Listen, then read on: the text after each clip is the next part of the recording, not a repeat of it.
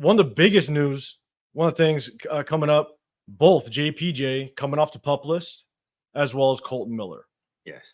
And I've expressed just kind of who I was more concerned about in one of my videos last week. My biggest concern was JPJ just because of the concussion issues. Yeah. You got Colton Miller that is a veteran, so he's going to understand kind of how to prepare his body, prepare himself to be ready for week one. But let's start with Colton Miller. Um, what are your thoughts on Colton Miller truly being ready for week one after kind of slow rolling the off season? But then he's got to face guys like Joey Bosa, Khalil Mack. Still, Khalil Mack is still a good edge rusher. You still got to prepare for him. You got Joey Bush on the other side. Do you think Colton Miller is going to be ready full steam week one to kind of handle this pass rush? So I don't think he's going to be ready full steam, especially, this is a zone blocking system. And it's very important that those guys, they basically damn near operate on a string, right? You kind of have to have a really good understanding of the different angles you want to do. There's different combination, but all that stuff. So I don't think he's going to be ready from that standpoint, just because, like the guy to his right is a brand new guy, somebody he's never really worked with before. Now maybe it would be different, even though it's a new system. If Parham was still to his right, maybe there would be a little bit of familiarity there, but the fact that to start the season at least it's going to be white hair, likely, I think that changes things a little bit. The only positive, I know if you can't say it's a positive, is that he was dealing with an upper body injury. So in terms of conditioning, his conditioning should still be good. So we shouldn't have to worry about him from that standpoint. But anytime you're dealing with a shoulder, like when you're blocking, it is a lot of shoulder. It's a lot. There's a lot of locking out. It's a lot of a lot of that stuff. So that could put some unnecessary stress on his shoulder, especially early on. So we kind of have to see how his body responds. And that's and to me, that's one of the biggest things is you're talking about an offensive lineman that whenever you kind of play in that interior, every single play you're punching, right? You're punching, you're making contact. It puts a lot of pressure on that shoulder. And so that could go at any time. Yeah. I hope that they were playing it safe, which I think they were playing it completely safe, making sure he's 110%. Back in the day, and so you played ball as well, unless you get that full scrimmage, if Colton would have had at least one game where he got a couple series in and you kind of get that itch out a little bit, that allows you to be prepared, ready for that week one. But for him to get his first time real live action, it might take him a full quarter, maybe even two, Yeah. just to get going. Absolutely. And that's gonna be tough. You got to get up on this Chargers team. If we look at what Jim Harbaugh wants to do, is he wants to pound the rock, right? And when you pound the rock, you control the clock. And so that's if we kind of find ourselves behind a little bit and we got to get this thing going, I hope that Colton just comes 110%.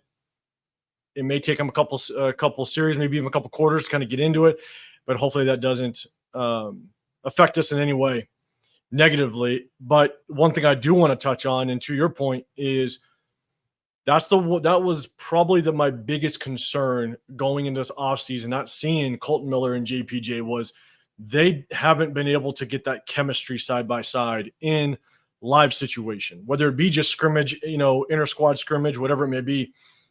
They could be working off to the side, right? They can work off to the side and they can communicate. You're obviously working inside the offensive line room, just working on how you're going to communicate. But nothing compares to live game situation where you're going to have live bolts coming at you. Yeah. And so that's my biggest current concern with Colton Miller not being out there and maybe them playing it safe is how are they going to communicate? That's a real big concern for myself. And then on the flip side, we got JPJ. Came off the pup list, but he's got a different concern. He's got a concussion situation. He's off the pup list. That's great. He's got a history of concussions, which is very concerning. But how do you feel? What's your feeling? One, do you think JPJ truly is going to start week one? And if not, who do you think replaces him? I know you kind of talked about Cody Whitehair, but do you think even Cody Whitehair is the right guy to replace him at this time? Yeah, I mean, I think right now, I think the obvious choice is going to be Cody Whitehair. I don't think JPJ is going to be ready for week one. He's basically missed the entire off season at this point. Like he started off in OTA, so he missed OTA, most of OTAs, all of training camp. It's all the preseason so far, so I don't see any way that he's ready to hop in to an NFL game into live action immediately and start playing ball. And as you said, the fact that it was a concussion, I know we still don't know where he got the concussion from because it's like he got it before it was live, right? Before there was any Correct. real live action. So I don't know how it could have happened, but the fact that it did happen, that could be of huge concern because we know what a concussion can do to a guy. And people that have repeated concussions, like we saw with Tua, right? That at one point people were questioning whether or not Tua should continue to play in the NFL, and he's playing quarterback, the most protected player on the field. Correct. JPJ is going to be a guy that who's going to be in. He's going to have a collision every single play. And then in the zone blocking, if they're cutting guys, and he's going to have to go down. That makes it easier for you to take a knee to the helmet, which is also a way that concussions get caused. So I mean, I think there is going to be a lot of concern there because I was expecting him to be a very valuable piece of this offensive line going forward, and eventually, possibly transition over to our starting center. But now, his career could potentially be in jeopardy depending on the severity of these concussions. But and that's the hard part, right? He was a second round pick. He dropped because of some medical concerns. And that's the biggest thing is, are they being just very careful? Because how did he get a concussion in non-contact drills? I mean, you just mentioned Tua. We saw what happened to Tua. Yeah. We saw Tua get his head slammed into the ground, and I mean, he basically froze up, right? So that was bad. We know that was bad. But then I mean, how long were we in training camp for in Costa Mesa? I think was it 17 days? Yes. Yes. 17 days. So that's over 2 weeks. And then, so he was basically out. It could have been in upwards of almost 4 weeks Yeah. that he was completely out on the pup list with a concussion off of non-contact drills. To me, that's just concerning. And it's more concerning, one, because to your point, he could be the future of that position for us. Maybe transferring to center at some point, but that he could be that future. And so, I agree with you. I don't know if he's going to be truly ready for week one. If he does play week one, expect a lot of mistakes because, again, just like with Colton Miller, it's going to take him a little bit to kind of get his feet back under him. Making sure that his eyes are looking correctly in that communication between him and Colton Miller. It's not there yet. That's going to take. Sometimes that could take a half a season to develop for them just to understand the communication, how each other work. Yeah. But you're also learning a brand new system. So Colton Miller's learning a brand new system as well. So that's going to be interesting. Now, if JPJ doesn't go, and let us know. Let us know. Do you think JPJ is going to start week one against the Chargers? And if they do, or if he does, what's your confidence factor? Rate it 1 to 10. 1 to 10. 10, you got all the confidence in the world. He's going to be that player we drafted. Or 1, he's going to get basically, taken off the field halfway through the second quarter. Let me know in the comment section down below. What do you think? But I agree with you. Most likely, Cody Whitehair is going to be the guy. That's who is playing in the preseason games. I have my concerns with Cody Whitehair.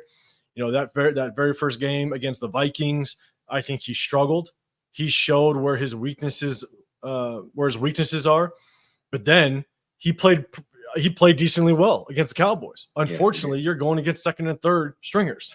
Yeah. You know what I'm saying? So, in one of my videos, I basically posted, I said, look, there's a lot of our Raider players that look good against the Cowboys, but how well can you evaluate that when you're supposed to be a projected starter? Not saying Cody Whitehurst projected starter, but if you are a starter week 1 and you look good against second and third stringers, how are we supposed to evaluate that?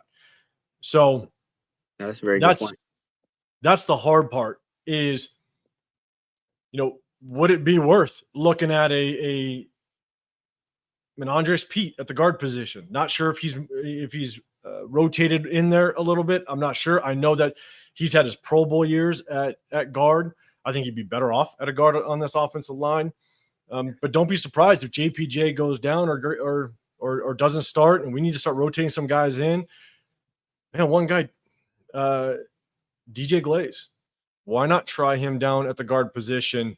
Again, that's only if he's gotten some reps and he's in practice. We don't know what's always going on in practice, but we might see some shuffling going on this offensive line as the season goes on if we are not healthy.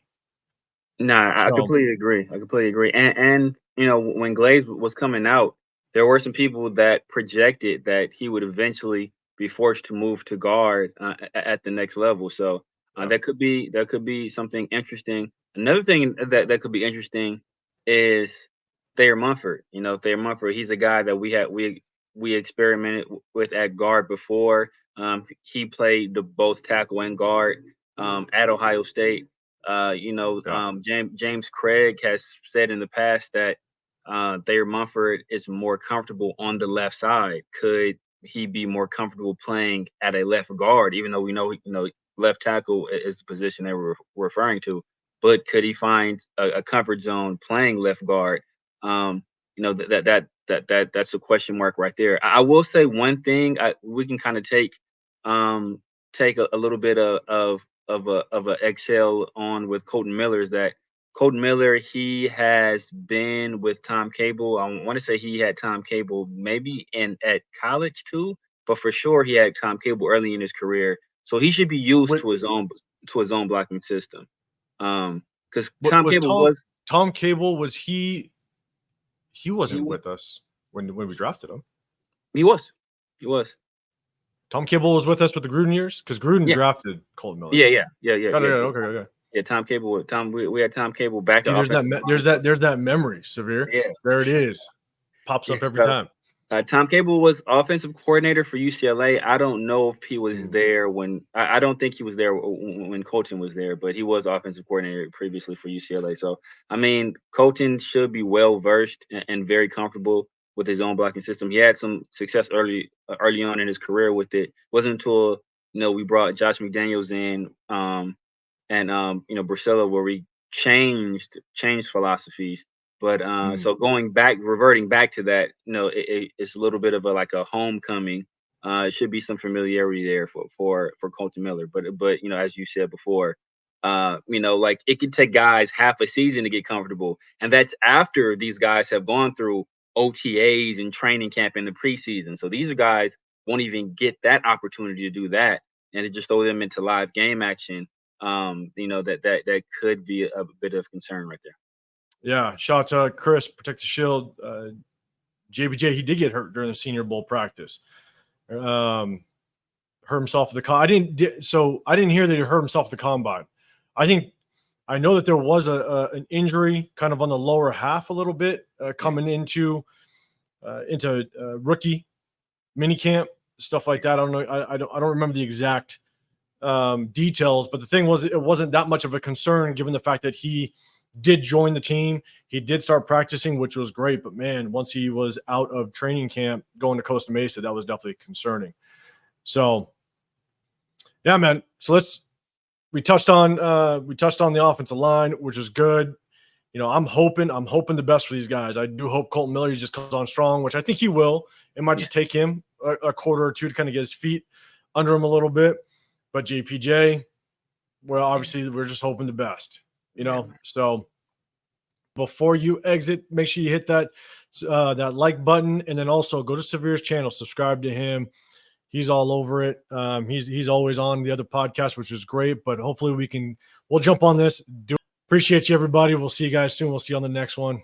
We're out.